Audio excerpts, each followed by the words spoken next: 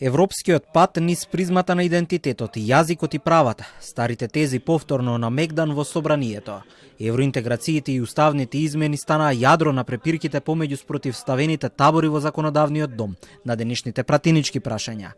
Опозицијата предлага резолуција за заштита на идентитетот и јазикот, пошто би следувале уставните измени поврзани со европскиот процес. Идејата ја изнесе пратеникот од Европскиот фронт Скендер Реджепи. Премиерот Мицкоски му одговори дека ќе оди до крај. Нема уставни измени ако не се исполнат двата за него клучни критериуми. Ние ќе направиме да имаме една резолуција и после таа резолуција да одиме со уставни измени, бидејќи од одлуката која што ќе ја донесе владата заедно со собранието зависи иднината на граѓаните.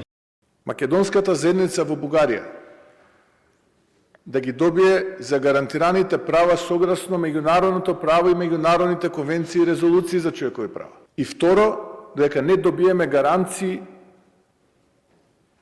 за нашиот идентитет македонски, во кој што од вас очекувам поддршка како мој сограѓанин. Во истата линија на политичко надмудрување во изминатиот период се отвори и прашањето за укинување на техничката влада. Собранискиот спикер Африм Гаши денеска порача дека во моментов нема конкретен предлог до собранието, нагласувајќи дека станува збор за чувствително прашање кое бара поширок политички договор, а не наметнати решенија.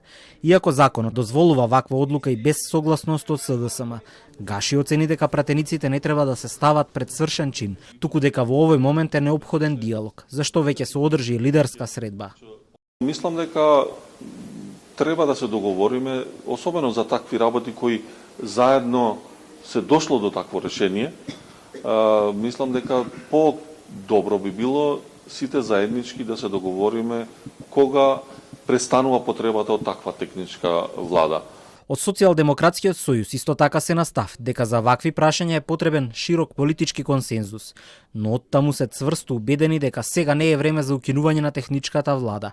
Велат потребно е истата да остане со цел да се спречат злоупотреби за време на изборните процеси.